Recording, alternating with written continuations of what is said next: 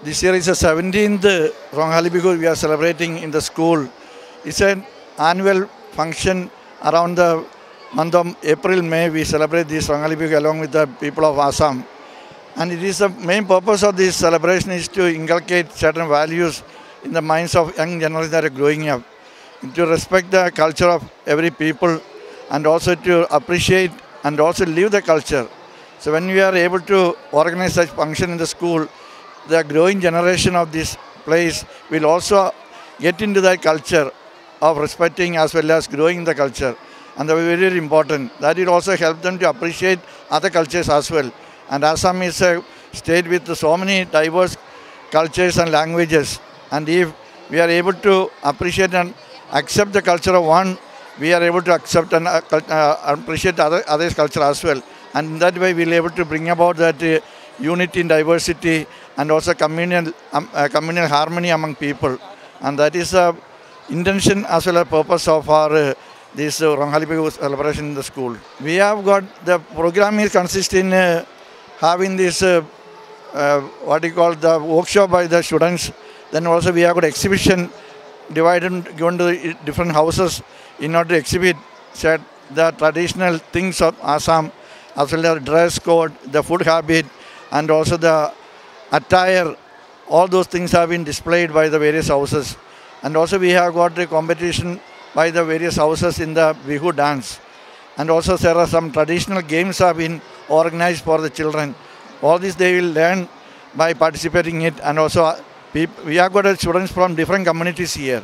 Not only Assamese community, there are also from business community, there are also tribal community students are here. So everyone join together and also understand the culture of one another, and also they grow in that understanding.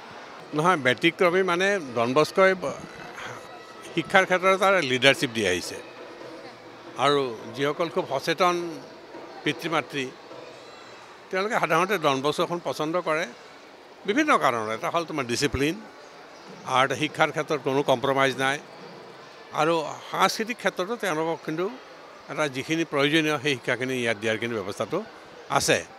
কাৰণ কি Don বস্কোৰ নামত Don Bosco তেওঁ নিজেও এজন বিশিষ্ট শিক্ষাবিদ আছিল। তেওঁ কৈছে যে পৃথিৱীখন পৰিৱৰ্তন কৰিব পাৰি সঠিক শিক্ষাৰ মাজেৰেহে, আৰু শিক্ষা যদি নাথাকে ডিগ্ৰীৰেও কামত নাহে, অন্যান্য কোনো কথাৰে কামত নাহে। গতিকে শিক্ষাটোকে প্ৰাধান্য দি পেলাই যিখন অনুষ্ঠান হৈছে আৰু সেই ডন বস্কোৰ নামত এই অনুষ্ঠানখন হৈছে, এইটো আমাৰ কাৰণে এটা যেনেকৈ মণ্টেছৰী ঠিক তেনেকৈ ডন বস্কো এই অনুষ্ঠানবিলাক সেইসকল পুৰুষৰ নামত হৈছে। আৰু তেওঁলোকে আজি 17তম বিহু উৎসৱটো পাতিছে। আৰু বিহু উৎসৱটো যদি আমাৰ নতুন পুৰুষে যদি পাহৰি যায়, এইটো এটা আমাৰ কাৰণে সাংস্কৃতিক ডাঙৰ এটা লছ এটা হয়। গতিকে ডন বস্কো সেই নেতৃত্বটোও লৈছে আৰু আমাৰ শিক্ষক শিক্ষয়িত্ৰী আমাৰ মালবিকা আছে, তেখেতসকলৰ নেতৃত্বতে হৈছে এইটো যে আপোনাৰ ছাত্ৰ ছাত্ৰীসকলক বিশেষকৈ নতুন পুৰুষক বিচ্ছিন্ন হৈ গৈছে কিন্তু এটা সাংস্কৃতিক জগতৰ লগত। গতিকে তেওঁলোকক যাতে আমি নিজৰ সংস্কৃতিৰ প্ৰতি এটা পৰিচিতি গঢ়াই দিব পাৰোঁ, গতিকে সেই কথাটোৰ কাৰণে এটা উদ্যোগ ইয়াত লোৱা হৈছে। আৰু বিহু ডান্স কেনেকৈ দিয়া হয়, মিচিং ডান্স কেনেকৈ দিয়া হয়, আৰু তাৰ বিহুৰ মাজত যে বিহু যে কিবা এটা ইউনিটাৰী এটা উৎসৱ সেইটোও নহয়।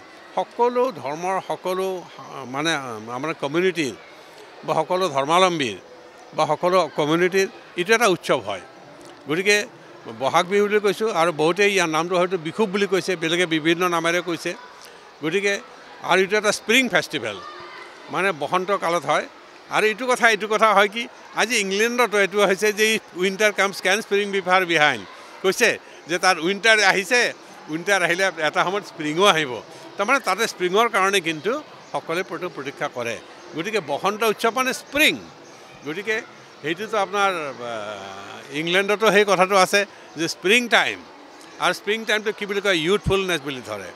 গতিকে ইউথ পাৱাৰ্ছ, ইউথৰ যিটো কণ্ট্ৰিবিউশ্যন টুৱাৰ্ডছ ছ'চাইটি, সেইটো গিভেন মোৰ importance in this particular festival.